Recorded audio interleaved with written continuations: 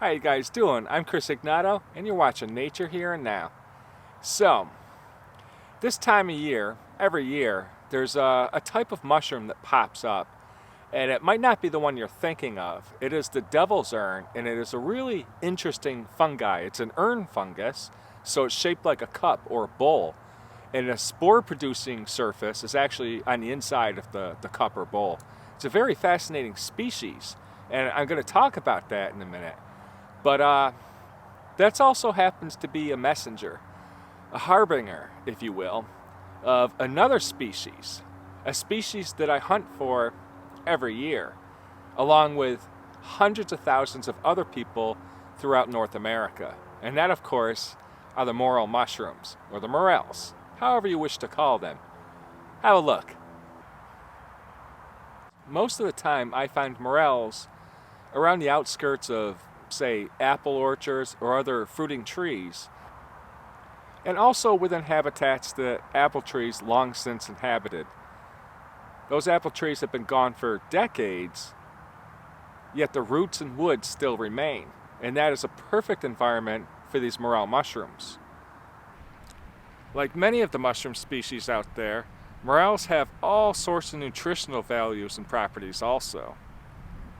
For starters, they're filled with carotenoids, they're high in carbs, and surprisingly high in protein.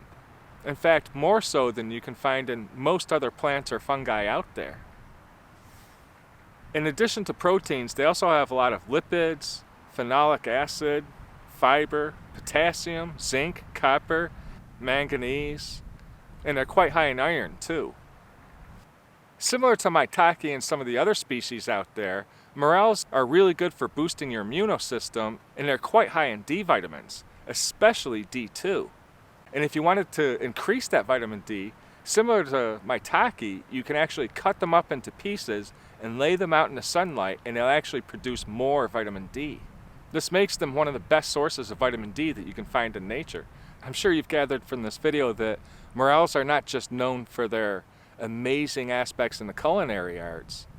They're also renowned in many countries for their medicinal benefits, treating a large number of ailments from ulcers, bacterial infections, anemia, complications with the immunosystem, and various deficiencies and other health complications.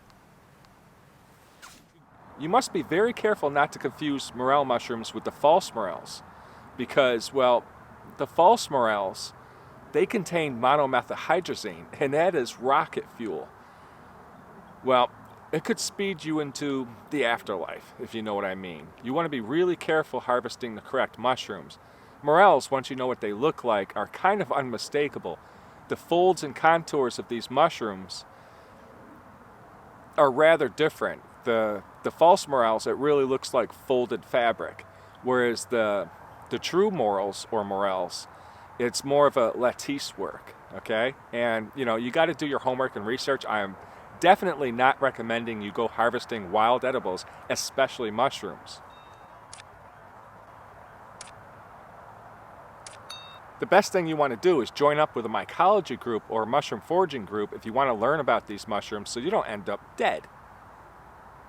Have a look at these works of art. Not only are they delicious if cooked and prepared properly, but they are truly amazing mushrooms to enjoy. Just their aesthetic beauty is incredible.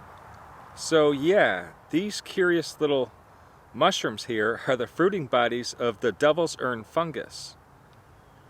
Devil's urn is a type of cup fungus, and you can easily see how they get that name. I mean, you've got a rather distinctive bowl or cup shape, and within is where the spores are produced. They're actually produced within the cup. Reminds me of the bird's nest fungi, but it's an entirely different thing. The mycelium of devil's urn, as far as I know, grows either exclusively or mostly upon the surface and branches of oak trees. Probably some other hardwoods, but oak trees are the ones I'm aware of. And it doesn't really fruit or flourish until those branches fall and land upon the ground, or of course the tree topples over. Something else I find interesting is nearly every single time I find devil's urn, it tends to be in kind of gravelly soil, you know, with a lot of stone, pebbles, and sandy content. But I have seen them in forests and other humus type environments. These mushrooms aren't exactly edible, but that doesn't mean they're toxic. It just means that they're not really palatable. You know, it's kind of like eating leather, minus the salty flavor. Don't ask. There's not really much nutritional value of devil's urn either. The cup shape of devil's urn, well, has its own name, whereas the heads of other mushrooms and fungi is referred to as the cap. This cup or bowl shape is called the ascocarp.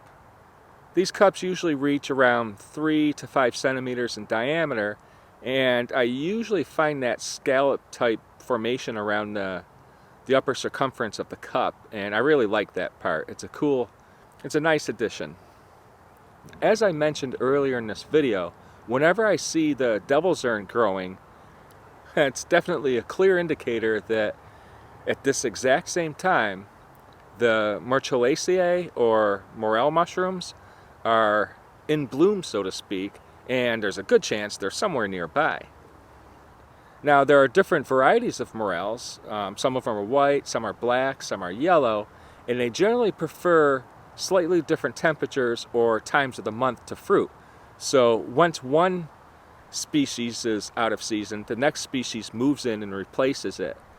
There are also some that prefer the old hardwood type habitats, and there are some species that you can find in the coniferous habitats, such as areas where there's pine trees and in some cases other evergreens.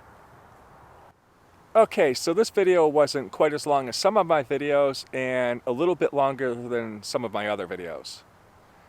Anyhow, I gotta pack it up because if you look behind me clearly, you can see them dark skies are rolling towards me, and I gotta book it before I am soaked with precipitation.